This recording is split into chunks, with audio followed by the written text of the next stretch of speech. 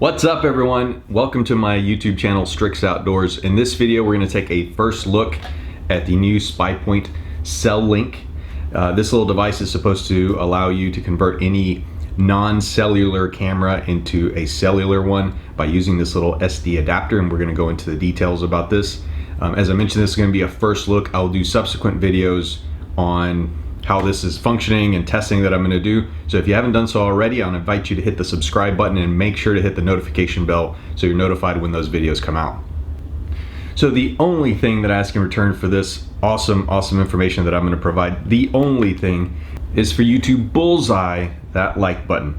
So Spypoint announced a few new products early this year and they're finally coming out to the market. I was able to get my hands on this and the Micro S, which I'll be doing another video on here shortly, so make sure to stay tuned for that. But I haven't used this yet, so really I'm just going to talk about the features of it and some of the details, a few of the limitations that I found once I was reading through the user's manual that I want to share with you guys and gals, and that way you're able to make an informed decision on whether or not this product is going to be right for you. So as I mentioned, the Cell Link is meant to be an adapter to an existing trail camera. It does not take pictures on its own. The neat thing about it though is that I'm guessing, like you, I've got trail cameras that I've used in the past that are not cellular ones, and this lets you convert those. This retails for about $60, and supposedly you can basically convert any existing trail camera into a cellular one. Now, like the other Spypoint cellular cameras, there are two versions of this, one that's a nationwide version and another that's a Verizon specific version. So you need to figure out which network works better in your area. In my case, I'm using the nationwide or AT&T, I think, version of this. So it is pretty compact. It does have this large antenna, which hopefully means that it can get cell signal pretty well. Inside, it's got a battery compartment.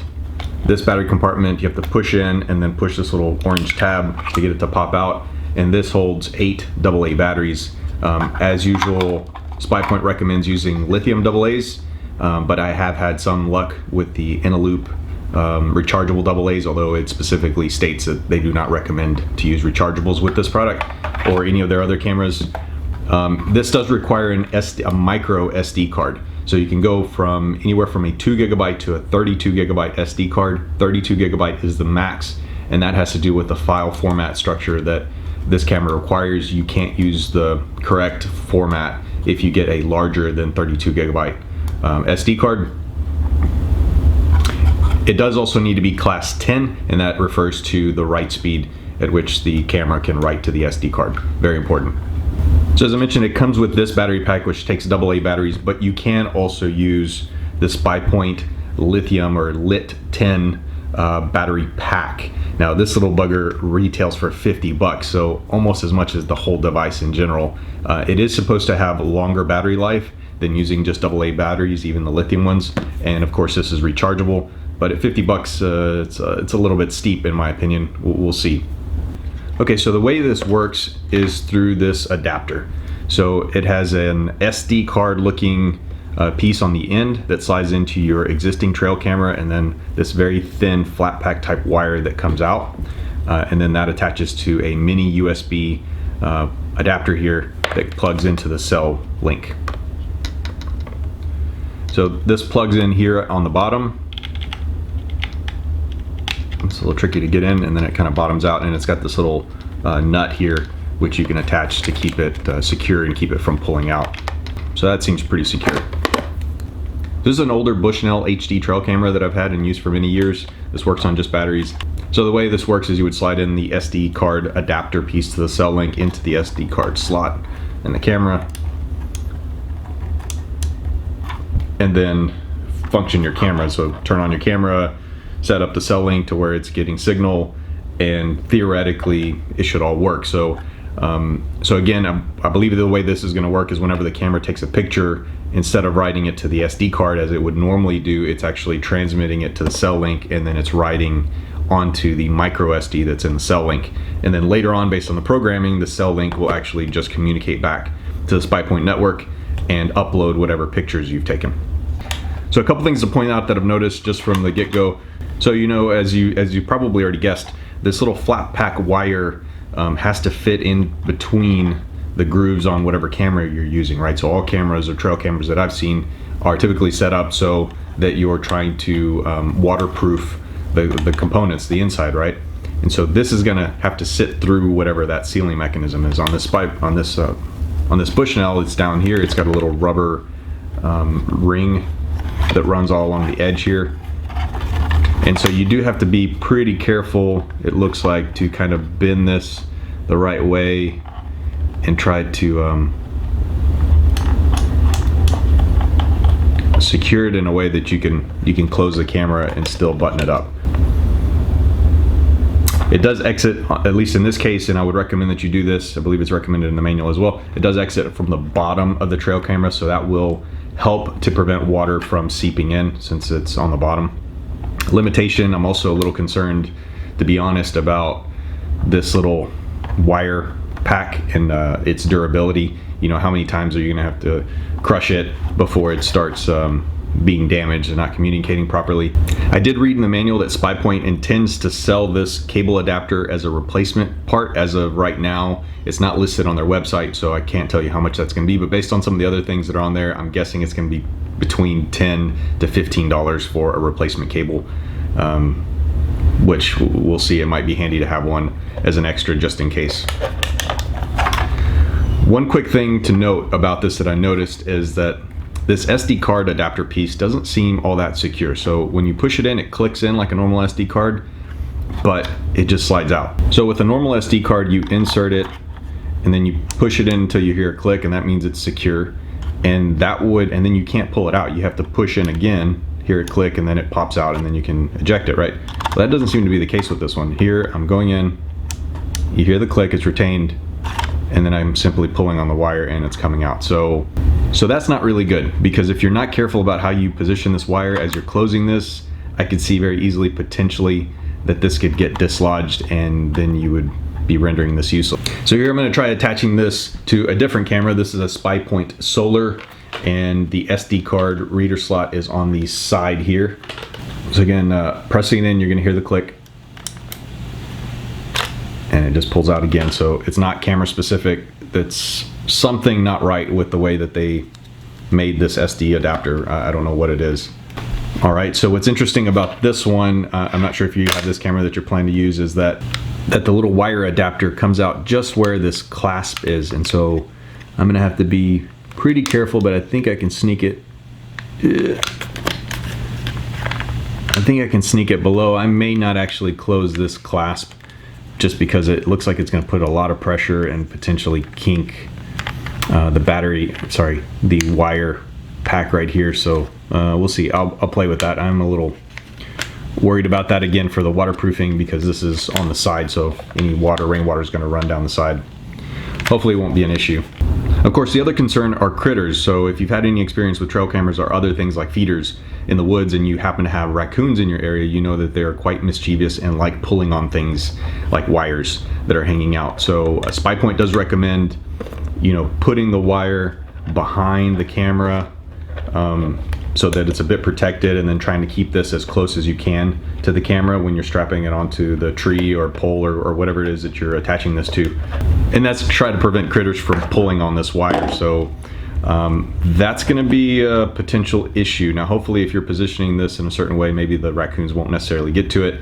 So there are a few other bits of information that I wanted to pass along that maybe are not evident if you're just doing research on the product, but I did find some reference to them in the owner's manual or quick start guide. So the first thing is setting up the camera properly, and I think it's going to be pretty similar to the other Spypoint cameras, and I've got a video for some of the steps that you need to do for that. That link to that video will either show up at the end up here, or I'll leave it in the description below. So the first thing to note, as I mentioned, you need to buy a micro SD card. I recommend getting the 16 gigabyte at least, but really for the difference in price, you might as well get the 32 gigabyte micro SD card. Just make sure it's a class 10. So the first thing that might be a little different than what I said in the previous video is that the operating manual specifically suggests that you not perform a quick format, but rather do a full format on the SD card. So it's the same steps as I cover in the other video with a PC. The only difference is that you uncheck the little box that says quick format, and it'll format the SD card. It doesn't matter if it's brand new, just go ahead and format it to make sure you avoid any problems. The full format versus the quick format will take a bit longer, so expect probably 20 to 30 minutes. Maybe it'll go a little bit faster, but it is a long time.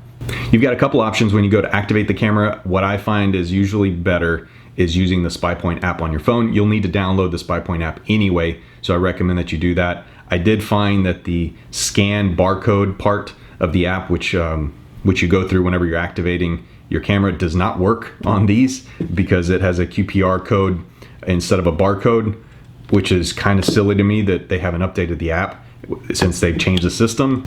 The code is found right here inside the cover. It does have an alphanumeric code, so I think you'll have to input this manually. I actually haven't done this yet. I tried doing it last night and I was encountering some problems. So nothing new there really from Spypoint, that their app still is kind of buggy and their activation process, quite frankly, kind of sucks and is a pain in the rear, especially if you're trying to do a referral. Now, I will mention that Spypoint has a referral program. If you're not familiar with it, I'll summarize it in the description below, but basically, if you put in a referral email address, so someone that referred you, both you and the person that referred you get a pretty nice incentive. So you either get the choice of a month worth of the subscription, or you get a coupon code that's good for the purchase of another camera, and that's either a $50 rebate or a $100 rebate depending on which camera you purchase. So what you can do is use me as a referral if you like.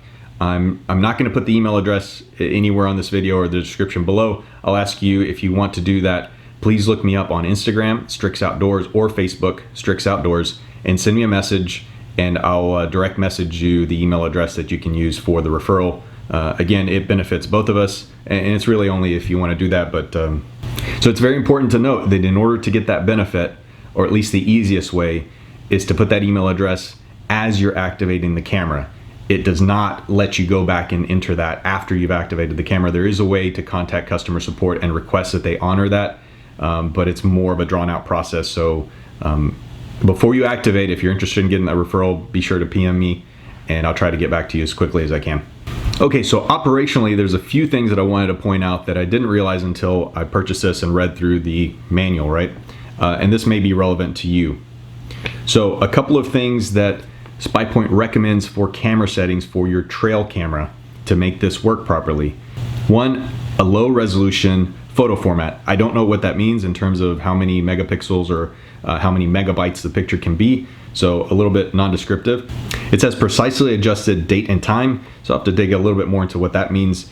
A delay no shorter than 1 minute between each detection. Now, that raised a little bit of a red flag with me because I normally have mine set to about 10 second or 15 second. I can't remember. Each camera is a little bit different. So it's saying no more than 1 minute apart for detections, which seems like a bit limited. I'm not sure if that has to do with just the write speed through the adapter, perhaps. Further on, it says in time-lapse mode, a delay no shorter than 1 minute. So again, I think probably has to do with the transfer speed to the micro SD card is the only thing I can figure. So this one is a very important distinction. It says the Cell Link does not support video transfer. It does say that if you've got your camera set up to where it takes a photo as it starts the video or as part of the video, it will transfer those photos, but not the video itself. So one thing I am a little concerned about, or maybe just curious about, is longevity of the battery. So now you've established a system of cameras with the trail camera and this thing. They're both dependent on batteries. So which one is going to last longer? I know on these Bushnell HDs, I've had pretty good runtime with the batteries. I'm not sure what it's going to be with this on AA batteries. I fear that this may be the limitation. So, you know, again, if you're putting the cameras in a remote place and you're not getting very long battery life out of these, then that defeats the purpose. You know, one of the things that I was excited about doing is basically pairing my Spypoint Solar, this is the non-cellular version, with this, which would effectively make this into the Link-S, I believe.